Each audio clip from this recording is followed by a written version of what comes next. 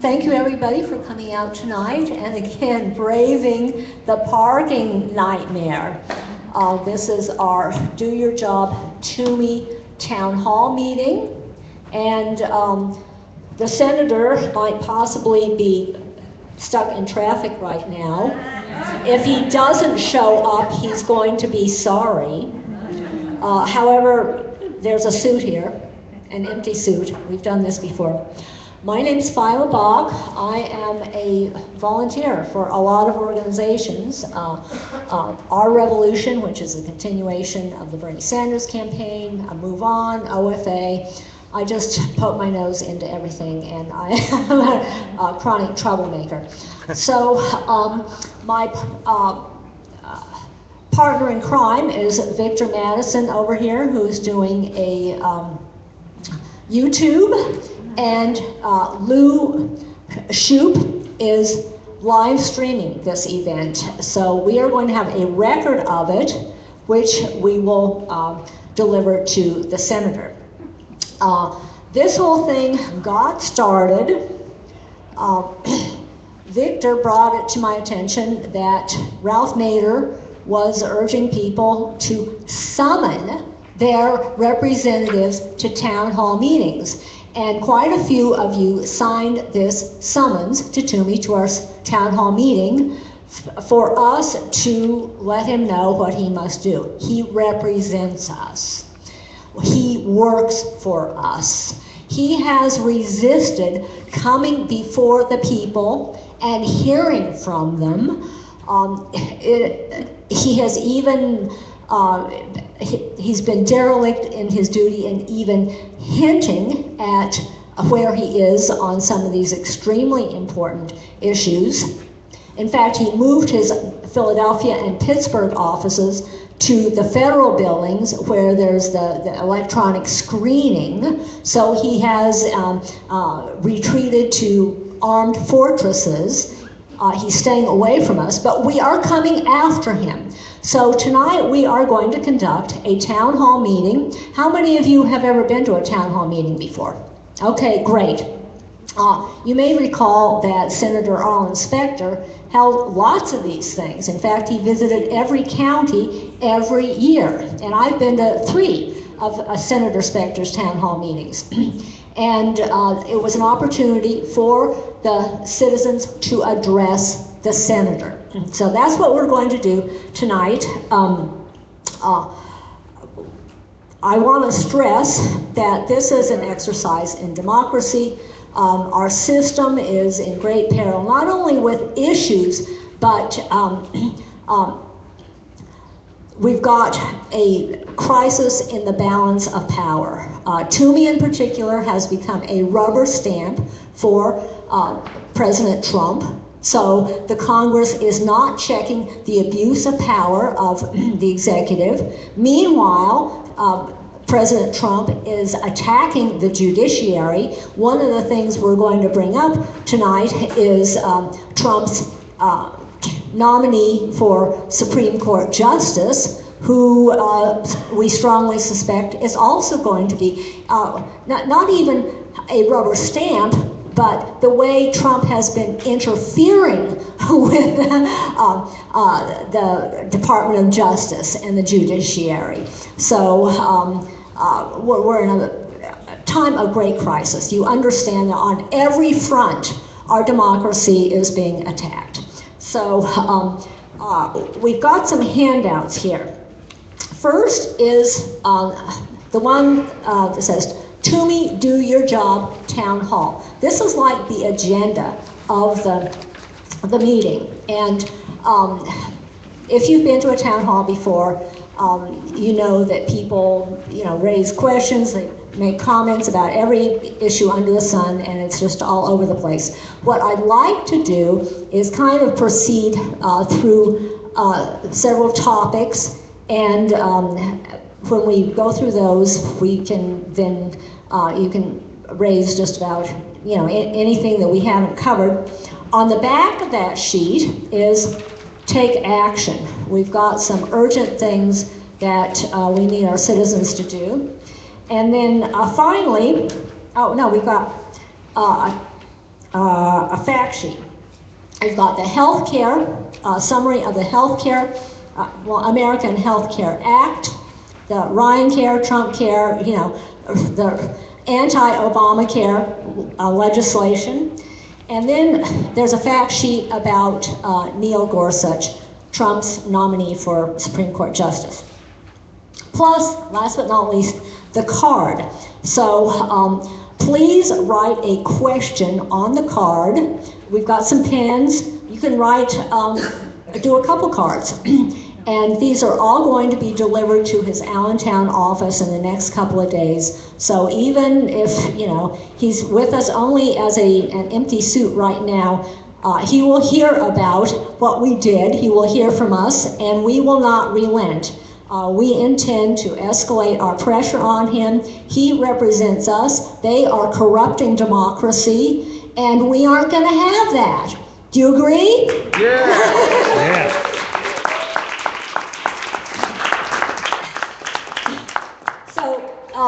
Who's been following the healthcare issue?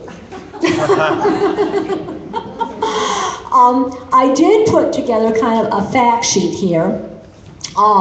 It took me some time to round up the information. I really wasn't able to find a single site that had the main points, but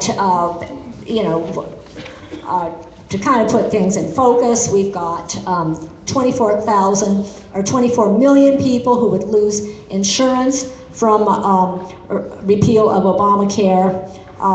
The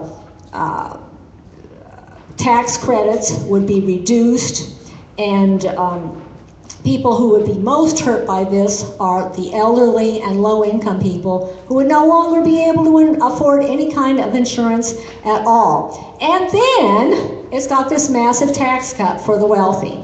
So, people are going to die. A lot of people are going to die because the Republican leadership has decided that tax cuts to the wealthy are more important than people's lives. So I want to introduce the healthcare issue.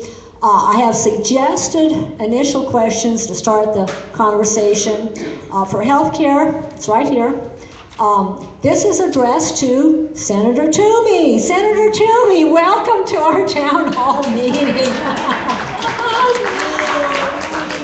The Affordable Care Act repeal legislation will dramatically cut Medicaid, allow insurance companies to charge older people 5 times more than younger people, and a 30% penalty for a lapse in coverage.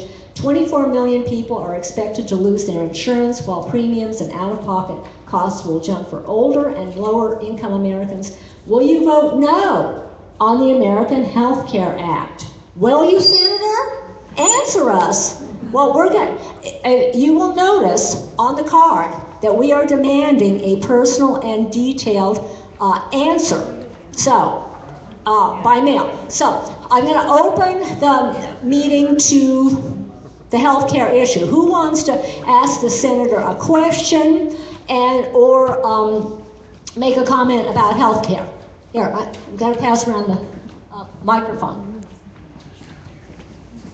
Senator Toomey, in light of the fact that Medicaid will be dramatically cut under the American Health Care Act, what do you expect the 2.5 million people who depend on Planned Parenthood for regular health care, cancer screenings, pelvic exams, mammograms, birth control, what do you expect them to do for health care?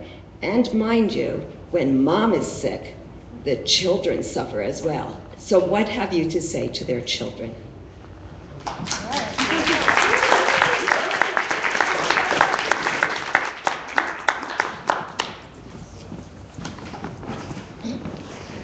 Senator Toomey, under the Republican Health Care Act, the insurance companies will no longer be required to include mental health treatment or drug and alcohol treatment.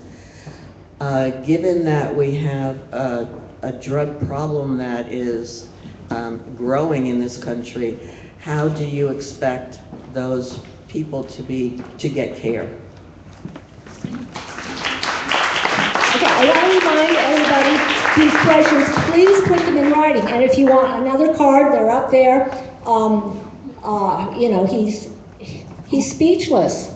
He's not answering our question tonight, but we are demanding answers, personal and detailed answers in writing. One of the best parts, Senator Toomey, of the Affordable Care Act is the out-of-pocket maximum, preventing many from falling into poverty because of health care bills. Will the AHCA that you vote for have an out-of-pocket maximum?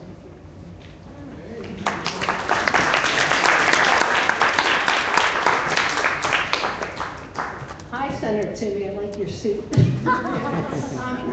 Senator Toomey, how do you justify allowing insurance to be 5 times the amount for a person who's 50, between the ages of 50 and 64 years old, when the ACA does hold it to 3 times the amount? How do you justify that when the CEOs of the insurance company are making anywhere from $10 to $17 million annually? How do you justify that, Senator Toomey? How do you justify allowing that cap of the CEOs to over, I guess it was limited to $500,000 and they had to pay additional taxes on that, allowing that tax rate to be decreased? How do you justify that when people are falling ill and it's going to be unaffordable, when senior citizens who are downsized, who are unable to work because of whatever reasons, who decided to retire at an earlier age but now are going to be living in poverty because they can't afford their health care,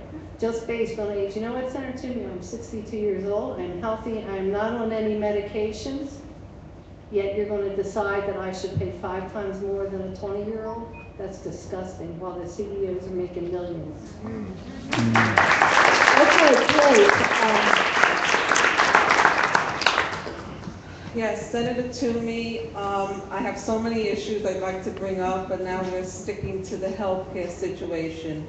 There's a lot, the ACA does need some tweaks, but it doesn't all have to be repealed and replaced. People could just try to fix those tweaks. It's not perfect, but it's certainly very good. And I know for me, I work part-time at a school district. I would be paying, if I didn't have the ACA, $1,100 a month for my premiums, which I cannot afford. Thanks to the ACA, it's about $250 a month. Like the woman who just spoke now, I'm over 60, not a big income. I would be one of those paying over $14,000 a year.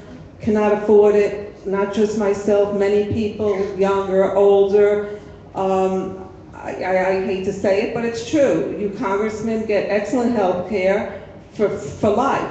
If it's not free, it's very minimum. And what are your salaries? I think we have to have a heart. Health care is the most important thing. If you're not healthy, you can't do anything else.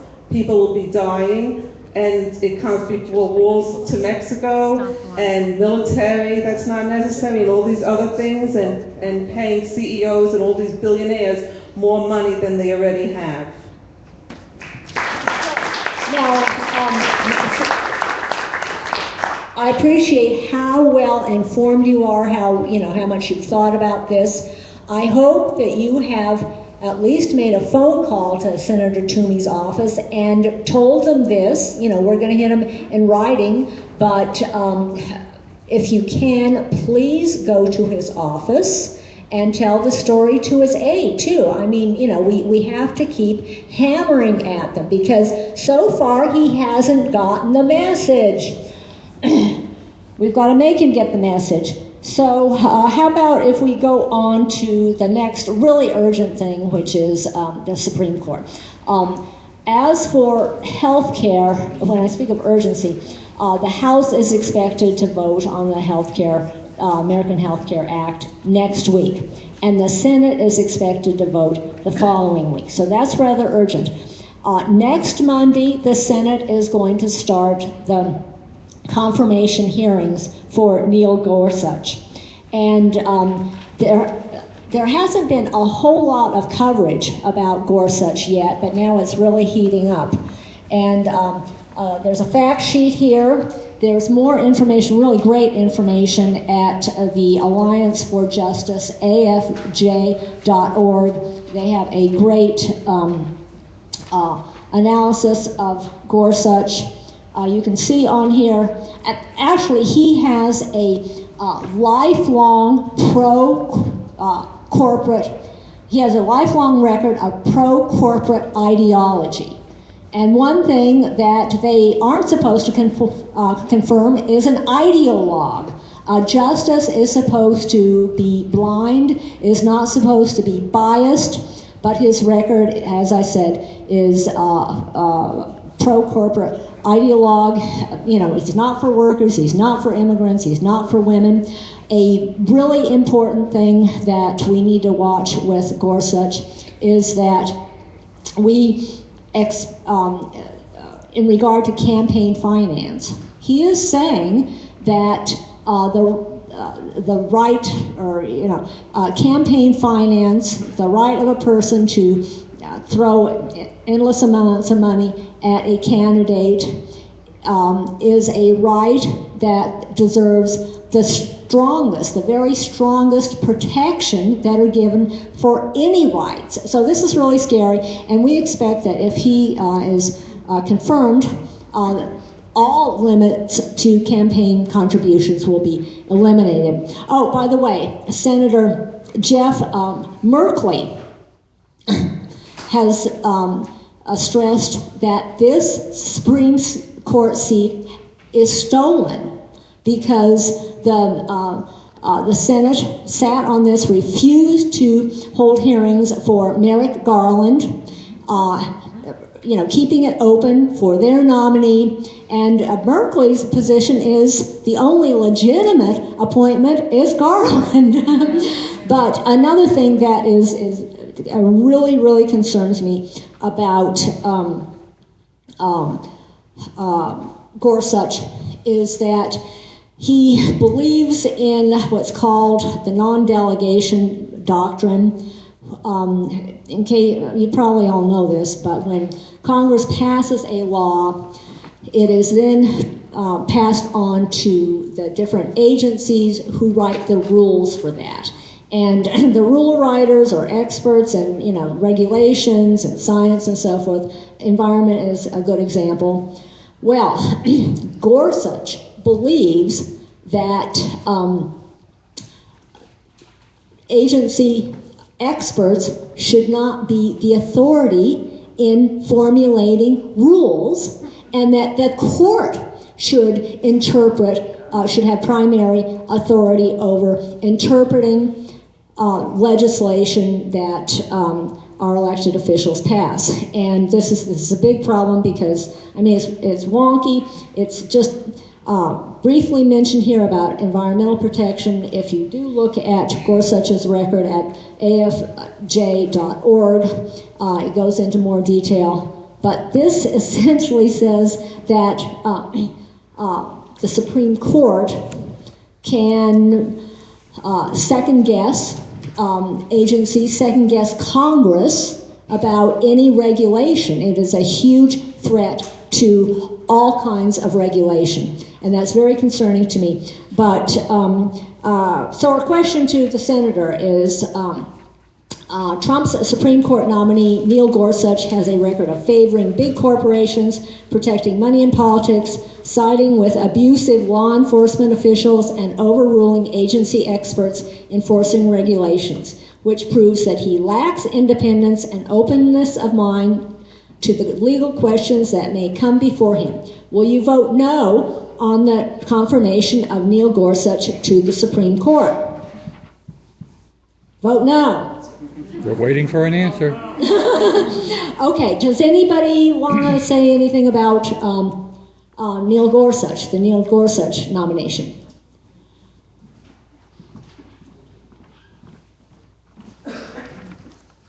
Senator Toomey, the largest single minority in this country consists of individuals with disabilities. There are around 54 million of us. We already know that our so-called president has no regard for this population, and Gorsuch is on file ruling for corporations against the rights of individuals with disabilities?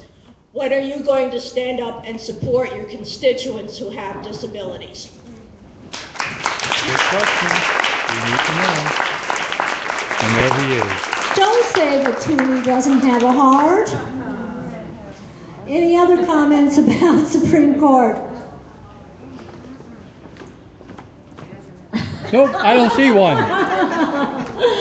Okay, well, we're going to move on to Trump's ties to Russia, and I believe Barbara wanted to ask a question.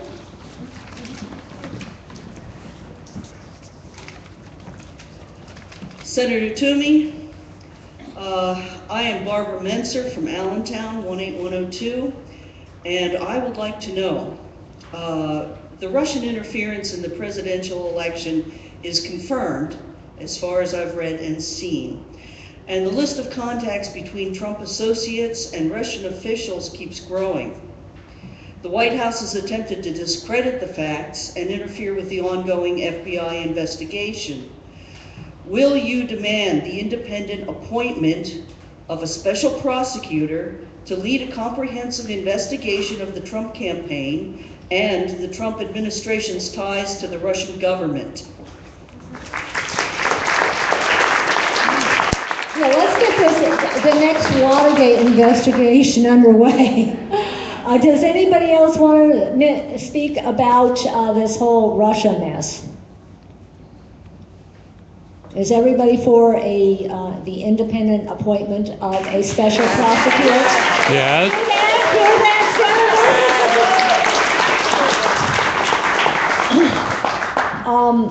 well, we move on to conflicts of interest. Lisa, you have a question? Good evening, Senator Toomey. Blank Senator Toomey. I wish you were here. Your constituents need to see you. My question is about conflicts of interest. The Trump administration is rife with unprecedented conflicts of interest.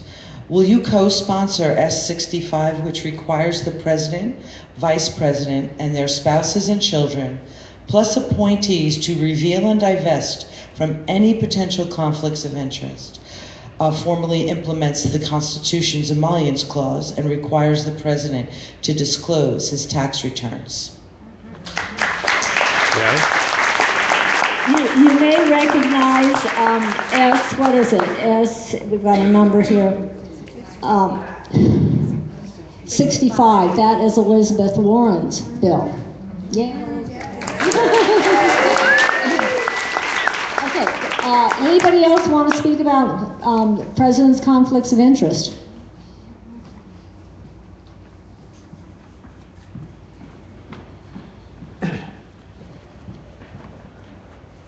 Thank you. Good afternoon, Senator, or good evening now. Depends where you are right now, I guess. My name's Nathan, and I'm from Muhlenberg College, and I've been really following Trump's presidency and his running from the very beginning. And one of the things that's really gotten a lot of students talking on our campus organization right now is the fact that Trump now has a beautiful hotel in Washington, D.C. From it, he has now gone ahead and almost hid behind legal dealings that he had made before he started running for president. From his hotel now, he could be receiving revenue from foreign governments, from foreign emissaries that are being used to buy political favors in America, which is obscene, grotesque, and completely against our democratic values. Will you, Senator, go ahead and make President Trump and all of his officials follow S65 to make sure that the American people aren't being bought out by people from around the world with the most money that are able to get on Trump's good side by staying at his hotels? Will you stand for your people, or will I just keep talking to this suit that refuses to answer any of my questions?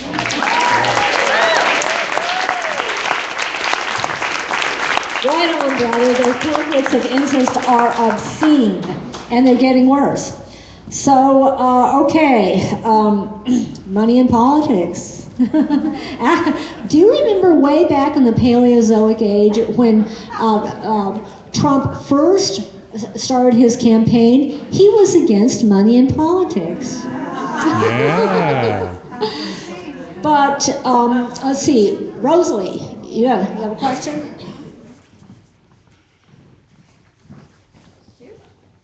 Hello, Senator Toomey. A total of $6.8 billion was spent on the 2016 election. Your campaign alone spent over $30 million, and this doesn't include party or super PAC expenditures on your behalf. Will you act to restore our democracy by supporting a Senate resolution for a constitutional amendment to overturn Citizens United?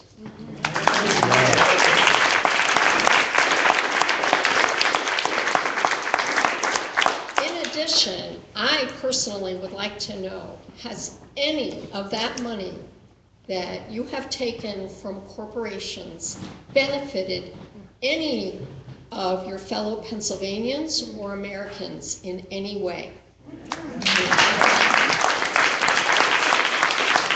Anybody else want to comment on money in politics?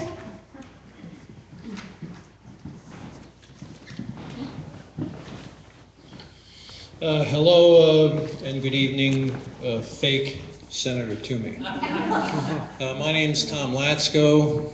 I'm from Fogelsville, 18051, and it disturbs me that Trump, I have a hard time with President Trump, finds it within his available purview to fly every weekend to Florida on my dime, you know.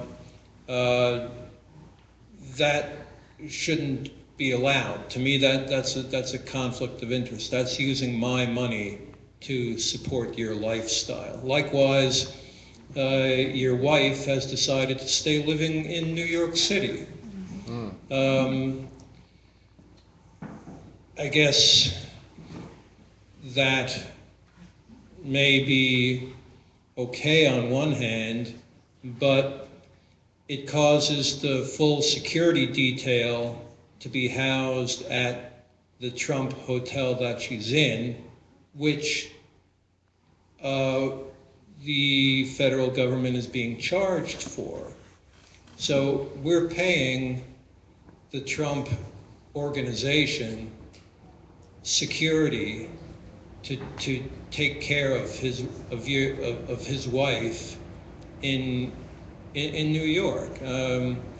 That doesn't seem like the right thing to do either. So Senator Toomey, would you please look into that and help redistribute that money properly? Thank you.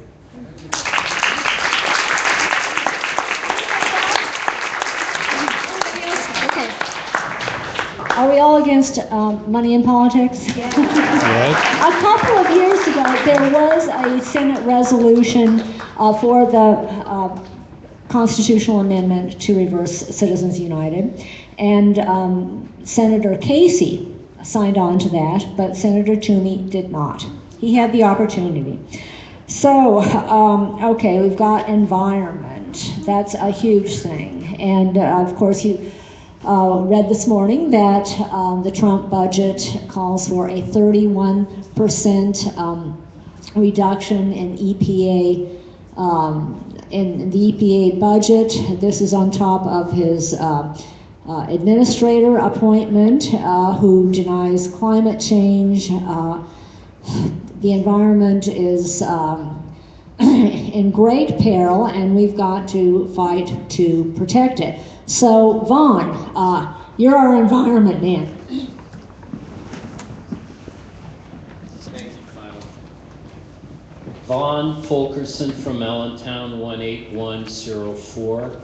I noticed that Maryland has banned fracking and followed New York for that effect. They have the same underground shale formations as Pennsylvania. Pennsylvania is the world's leader in fracking, which is, yeah, we are number one in that. I think that following the lead of the European countries like Germany, France, Scotland, Ireland, the Netherlands, and other European countries in the banning of fracking, even though that they are energy dependent, says a lot. Germany says that they have put the well-being of their citizens ahead of their energy concerns. And I was wondering, Senator Toomey, if you would do the same.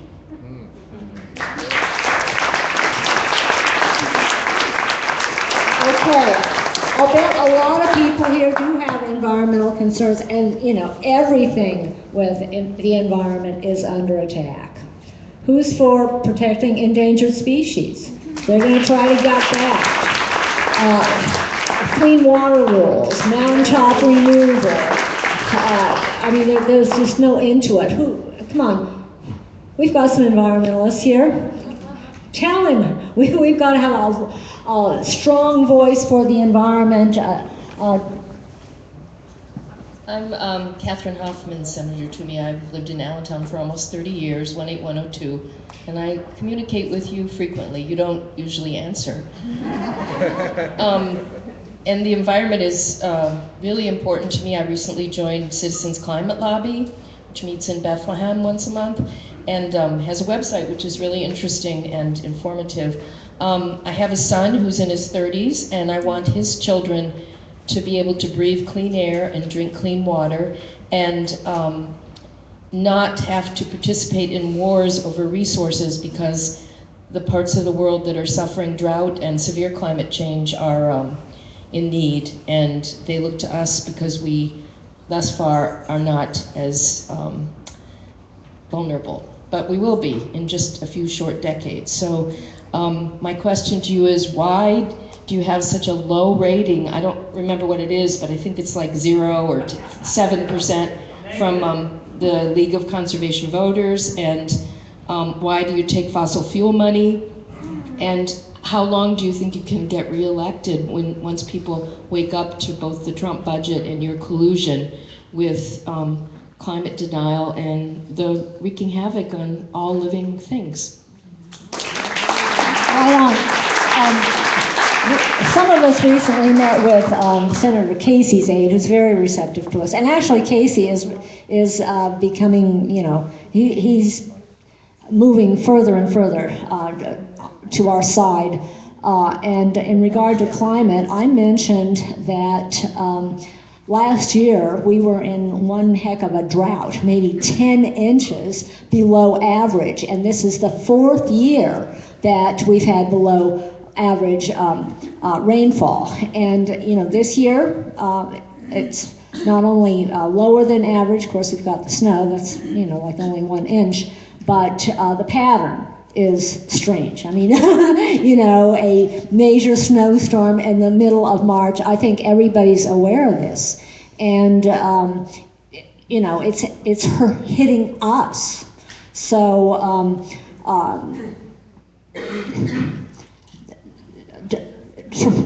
the Trump administration's timing is completely wrong on their denial of climate change. So, okay, we had some news this morning about the travel ban, and I think we've got a citizen here who's concerned about refugees and immigration.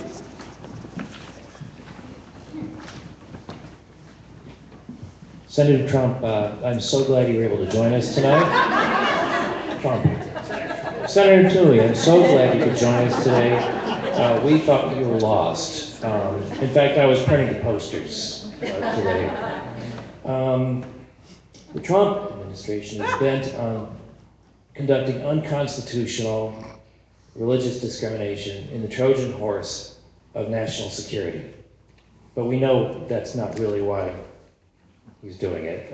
They released their revised version of the executive order that bans the travel of immigrants from selected Muslim-majority countries to the U.S., the purpose of which is obviously religious discrimination and not national security. So my question is this: will you support Senator Murphy's S-248, which prohibits the implementation of the revised travel ban executive order? Hold on. I couldn't hear him over your din. So I guess you don't feel like answering that. So my next question is, will you also support S-128, which would protect dreamers by continuing to provide them with temporary stay of deportation and work permits? No. Okay. Please fill the leadership void and support these two measures. Thank you. Now, everybody, as we're going through these topics, please be writing your questions. Everybody, please write at least one question. You can get more cards. We need to really pile on the questions and let him know that he can run, but he can't hide. So, war, duh. The single biggest budget item. Do we have an individual here who, Phil? I don't see Phil. Ed isn't here yet. He's coming late. But who wants to, talk about war? The speaker isn't here. Thanks for coming out, Senator Toomey. My name is Chris Woods, and I'm from Bethlehem.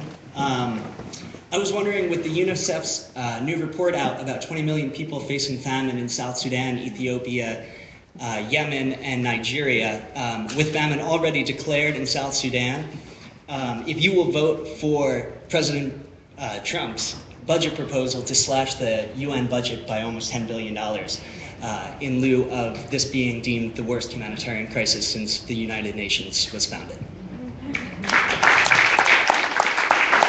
Okay, that's a good point. Yeah, I mean, the Trump administration is abandoning needy people around the world, and needy people here too. But I'll just read this question.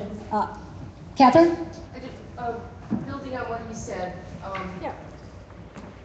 those countries that are facing famine, 20 million people are facing death from starvation. The UN only has enough rations to give them half what they're supposed to get for a minimal daily amount.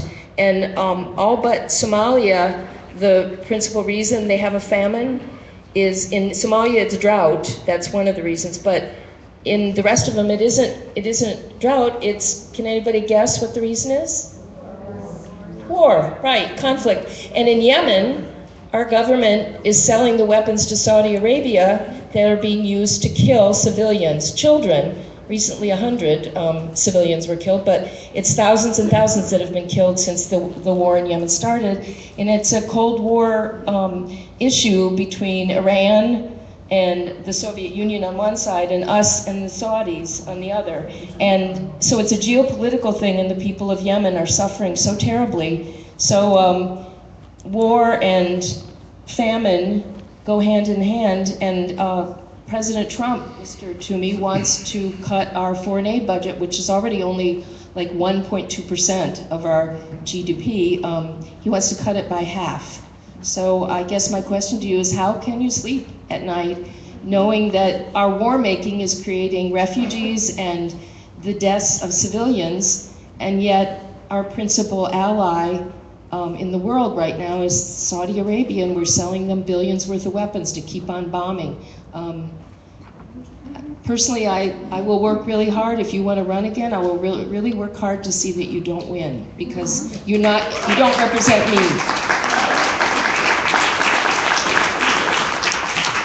Senator Toomey, Phil couldn't be here. He's the president of our Veterans for Peace chapter.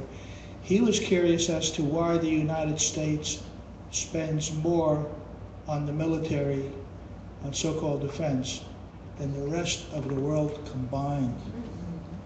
The rest of the world combined. Now, our budget is not only the $600 billion, but it's also all the extra security, nuclear arms, veterans. So we'd like an answer to that question.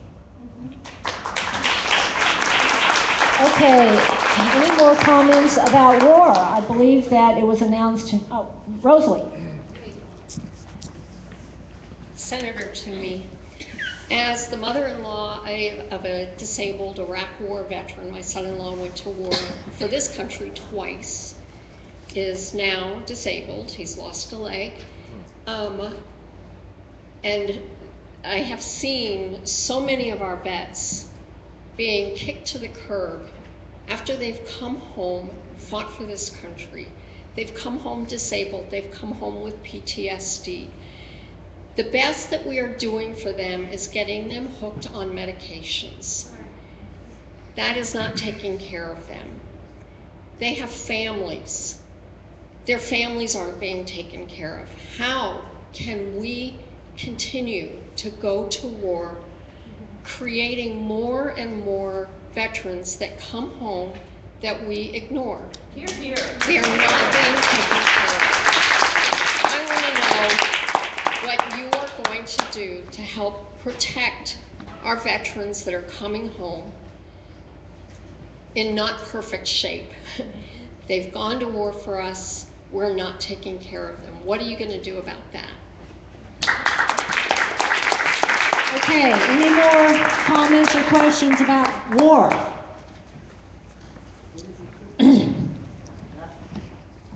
So, the Sessions Cabinet, my fellow will be here, but I'd like to now open up the floor to, whatever issues you want to, you have questions about or comments. This is a town hall, whatever you want to talk about, you are here to speak to the senator. Again, I want to remind you, fill out one of the cards, put a question in writing for him. We'll deliver all of them. Who has another question or comment?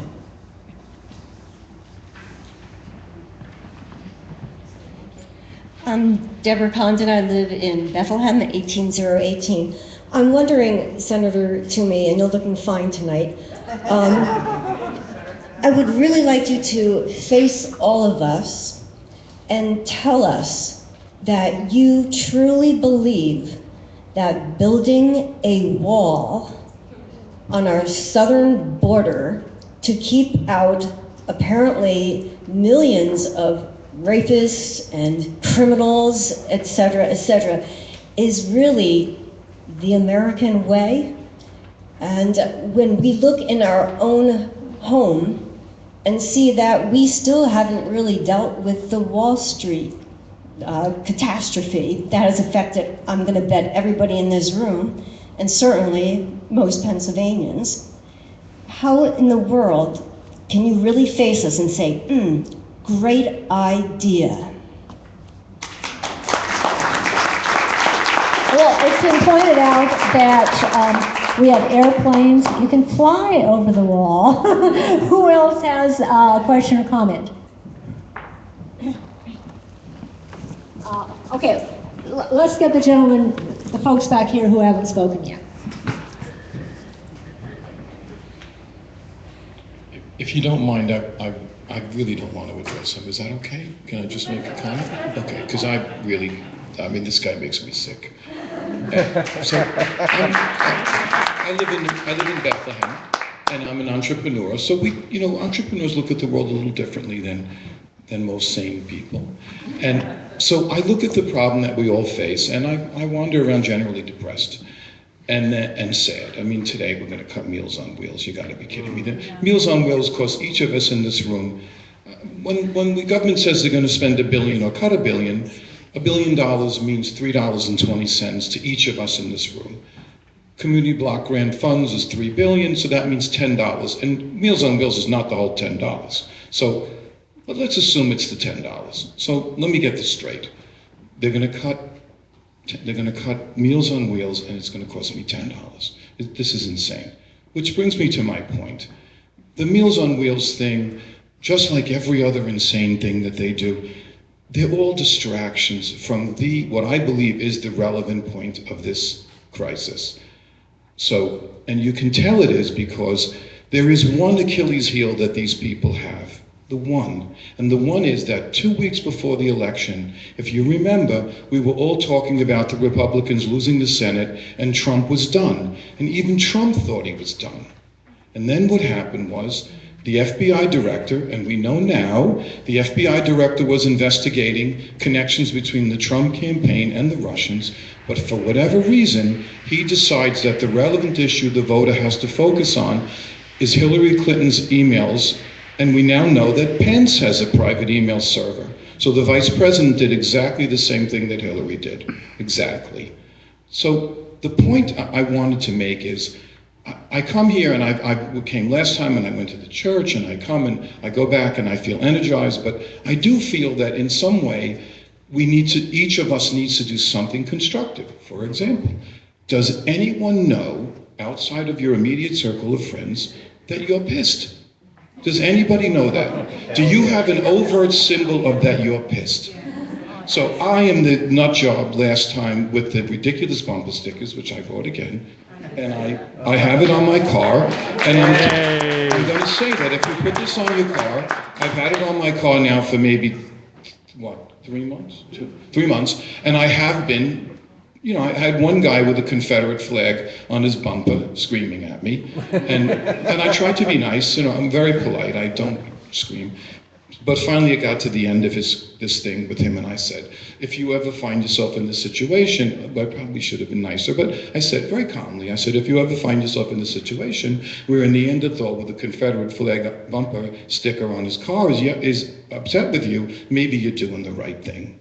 So if you do this, if you express this kind of sentiment, you will attract attention. I don't believe anyone will hurt you, so you now know that I've been doing this for 2 months, and I was worried about doing it, will they break my car windows? But I think the time is right. Very few people believe in these guys. But if you want to really hurt them, and we are people of science and people of peace. That is those are the values we all share. But it is time for you to get angry, and it is time for you to do something concrete to hurt them. I mean hurt them. Don't be so nice. We are polite, but you must hurt them. You must fight. And that means that you know that this connection between the FBI and the Russians, this is the connection that changes this event. Because the logical conclusion, which is going to come out sooner or later, is not impeachment, it's do it over. Because we don't want Pence. Now, if we got Pence, at least he's not insane. And he's a politician. You can deal with a politician you don't like. You can't deal with this man. He's evil. And I don't use words like that lightly. So these bumper stickers are here. I know you want to protect the paint on your car. I know you don't want to make, some of you are pillars of the community, and maybe you shouldn't have political statements on your bumpers or put it on a telephone pole, or I don't care what you do with it. But think about whether it's this message or another one. But how do you hurt these people? Because it's time to hurt them. Now, I'm not saying physically hurt anyone, but it's time to hurt them. So, go ahead. She wants the mic back. All right. Okay. Well, he makes a great point. I fully expect Watergate 2, and the sooner the better. Someone else wanted to speak here?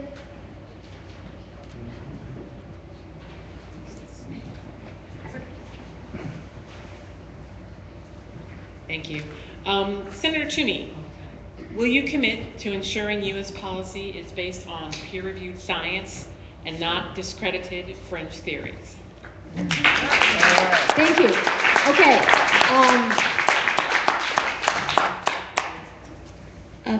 Hello. Can everyone hear me? I've been told I have a quiet voice. Yes, ma'am. I haven't been this nervous since I was in a musical in middle school. So, excuse me. Senator Toomey, I have a friend that goes to school in Texas. My name's Holly. I'm a student at Muhlenberg College, sophomore, class of 2019. My friend told me that when she looks at President Trump, she sees the boy that abused her and raped her last year. And I know Trump said that his comments, grab her by the pussy, were locker room talk, and I'd like to say that that's not very fair. It goes off the idea that boys will be boys, and men aren't born wanting to abuse women. Most men, anyway. I can't speak for my rapist, but many victims of abuse don't feel safe at the moment because of Trump's comments, and I'm in the same boat. I don't know if I said, but I went to the Women's March with my mother last year, and this January, actually, it wasn't last year. And well, I was scared, but I wanted to have a poster there that said what I believed, and I wrote, "I'm afraid, I've been raped, I'm unbroken." And sir, please support officials and policy that keeps that message alive. And not just for me, for 1 in 5 college women, 1 in 16 men, and 1/10 of the transgender individuals. Please don't leave us so afraid we can't even speak on what happened to us. Thank you. Okay, that's a great message. We are looking at an epidemic of attacks on women, immigrants, refugees, Jews, Muslims, and this is absolutely intolerable. So, I'm going to get this gentleman and then you two. Thank you. My name is Dave Summers from Bethlehem. As we know, we have just heard that there's a $1.1 trillion budget that's been released that cuts extensive non-discretionary spending while boosting defense, but also that is also lowering taxes for the wealthiest in our population. My concern is we are in a $20 trillion debt. It's doubled in the last 9 years. And I see no debt reduction plan in the budget. And also the cuts that have been proposed are a small fraction and are much more productive programs that can generate more income. So again, what's your plan? What do you foresee as a plan for debt reduction as well as preserving the most important programs funding? Thank you. Okay.